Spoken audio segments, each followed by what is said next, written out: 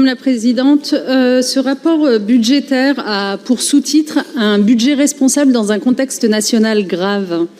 Eh bien, je veux vous parler d'une urgence qui ne peut plus attendre, la crise silencieuse mais profonde de santé mentale que traverse notre jeunesse et qui ébranle les fondements mêmes de notre société. Je vais vous donner quelques chiffres pour notre territoire régional. En 2023, notre région a enregistré 9000 passages aux urgences pour troubles psychiques chez les moins de 18 ans, soit une augmentation de 7% par rapport à l'année précédente. Encore plus bouleversant, les idées suicidaires, 6240 passages aux urgences, une hausse vertigineuse de 18% en seulement un an. Au 4e trimestre 2023, 1660 jeunes ont été contraints de chercher de l'aide face à leurs pensées les plus sombres, contre 700 en moyenne sur la période 2019-2021.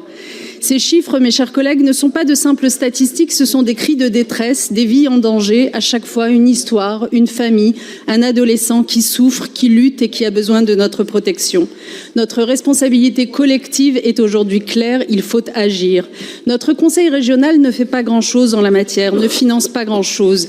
Pour un ordre d'idée, la région Occitanie a lancé un appel à projet santé mentale des jeunes 2024 qui vise à développer tout un tas d'actions, d'écoute individuelle, d'accompagnement psychologique de proximité et soutenir des acteurs reconnus. Cet amendement vous propose de faire de même avec le déploiement d'actions de sensibilisation, d'une campagne de communication, d'un soutien financier aux structures d'aide du type lieu d'écoute, maison d'adolescents, structures associatives, structures de soins. Mesdames et messieurs, les jeunes de notre territoire comptent sur nous. Je vous remercie.